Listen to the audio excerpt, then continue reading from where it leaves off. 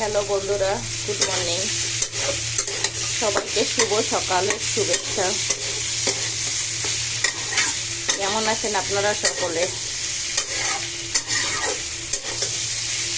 আপনারা হয়তো প্রশ্ন তুলতে পারেন আমি কেন এত সকালে রান্না শুরু করছি। আমি অষ্টকালীন লীলা কীর্তন চলছে, তো আজকে হচ্ছে পদাবলী হবে। আজ ভোরবেলা কুণ্ঠভঙ্গ হয়ে আমাদের সিংপাড়ার কীর্তন আজকে শেষ হয়ে যাবে। ওই কারণে আমি হচ্ছে কীর্তনে যাব। কৃষ্ণা দেবনাথ যখন সূর্য পূজা কীর্তনটা শুরু করবে তার আগে আমি গিয়ে সামনের দিকে বসে পড়বো। তো আমি আজকে কী রান্না করতেছি, কুমড়ো সেকছি। এই দেখেন কুমড়োর মধ্যে কি ফোড়ন দিয়েছি, শস্য আর 2-3টা শুকনো লঙ্কা।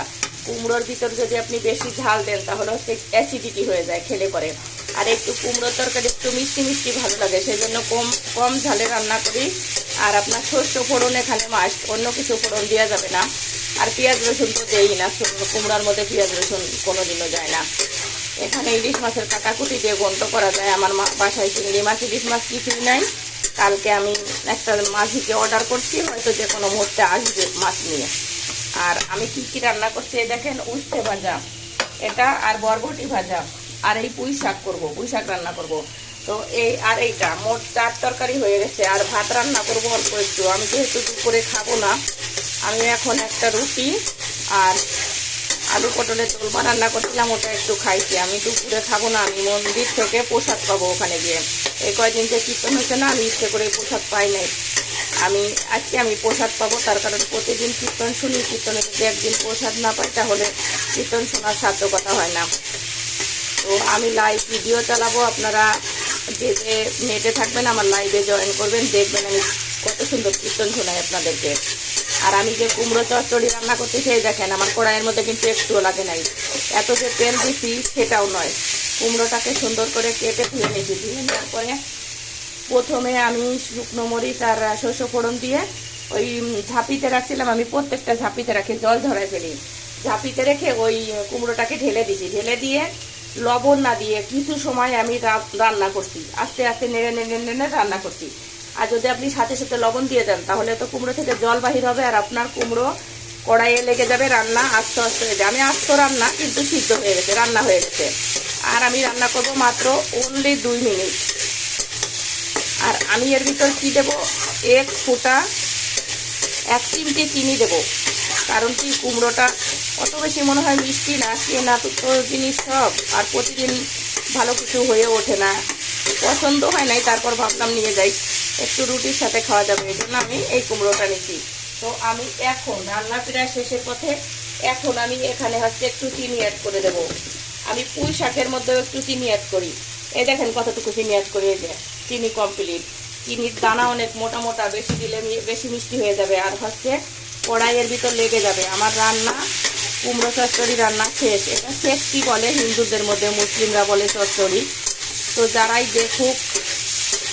দেখেন বা আমার ভিডিও ফলো করেন তারা আমার মতো করে রান্না করবেন। যখন কোনো কিছু ভাজা করতে যাবেন, মানে আলু যেমন তরকারির মধ্যে দেবেন, আপনারা লবণ মাখায় আগে থেকে ভাজবেন না, তাহলে আপনার কড়াইয়ে এঁটে গিয়ে, আর কড়াইয়ে যদি তরকারি এঁটে যায় আমার খুব অসুবিধা লাগে রান্না করতে, ভালো লাগে না একদমই।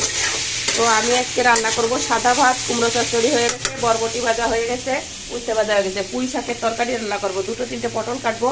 আর আরও কয়েকটা দেখি ফ্রিজের মধ্যে কী কী আছে, ওগুলো কেটে পুঁই শাক দিয়ে একটু মাখা মাখা করে তরকারি রান্না করব। ওটাও নিরামিষ। আমি পেঁয়াজ রসুন খুব কম খাই, আর পেঁয়াজ দিলেই যে রান্না ভালো হয় তা তো না। তো আমি যেহেতু কীর্তনে যাবো, আমার মনটা অনেকটা কীর্তনের মধ্যে চলে গেছে। এখান থেকে আমি কীর্তন শুনতে পাচ্ছি। এখন হচ্ছে অমল ব্যানার্জি কীর্তন করতেছে আছেন, আর এরপরে কৃষ্ণা দেবনাথ, তারপরে করবে আরেকজনকে যেন। ওই লোকটার গানও আমি শুনছি, কিন্তু আমি অত ভালো লাগে না ওনার গান, আমি লাস্ট অবধি শুনবো না। আমি হচ্ছে কৃষ্ণা দেবনাথ যখন আসবে সূর্য পূজা শেষ করে আমি মন্দির থেকে ফিরবো। তো আপনারা সকলে ভালো থাকবেন, সুস্থ থাকবেন, আমার চ্যানেলের পাশে থাকবেন, আমার চ্যানেলটাকে ফলো করবেন, আমার পেজটাকে ফলো করবেন, আমার ইউটিউব চ্যানেলটাকে সাবস্ক্রাইব করে দেবেন।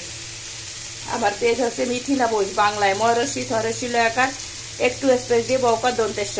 আর আমার ইউটিউব চ্যানেল হচ্ছে RITA রীতা, আর একটু স্পেস দিয়ে NAG নাগ। আমার চ্যানেলটাকে ফলো করবেন আর আমার ইউটিউব চ্যানেলটাকে সাবস্ক্রাইব করে দেবেন বন্ধুরা। আপনারা আমার পাশে থাকবেন, আমাকে পাশে থেকে এগিয়ে নিয়ে যাবেন। আর আপনারা অনেকে আমার অনেক কমেন্ট করেন, শেয়ার করেন, আমি আপনাদের অনেক অনেক ধন্যবাদ। তো আমি এখনকার মতো আজকে রাখছি। আমি এর পরবর্তীতে ভালো কিছু মাছ, মাংস, বিরিয়ানি, পোলাও, গরমে তো আসলে খাই না, রিচ ফুড একদম খাওয়া ঠিক না। আমি শুধু টক ডাল, তিতের ডাল, এইসব টুকটাক ভাজাভুজি সবজি খেয়ে বেঁচে আছি। আর আপনাদেরকে বলবো, আপনারা গরমে কোনো রকম মাংস, মাছ, পোলাও, বিরিয়ানি, রিচ ফুড খাবেন না, তাহলে কিন্তু মারা পড়ে যাবেন। গরম কমে নিক, যদি খেতে ইচ্ছে করে তখন হচ্ছে খাবেন, যখন গরম কমে যাবে, ঠান্ডা পড়বে তখন। আর খিচুড়িও খাওয়া যাবে না, খিচুড়ি খুব মানে রিচ। খিচুড়ি হচ্ছে পেটে বদহজম হয়। যে খাবারগুলো আপনাদের বদহজম হয় বা পেটে সমস্যা হতে পারে, ওইটা কোনোভাবেই খাওয়া যাবে না, অ্যাভয়েড করে থাকতে হবে। নিজেকে সুরক্ষিত রাখতে হবে। সবাই ভালো থাকবেন, সুস্থ থাকবেন, আমার পেজের পাশে থাকবেন। সবাইকে অনেক অনেক ধন্যবাদ। আমি মিথিলা বোস।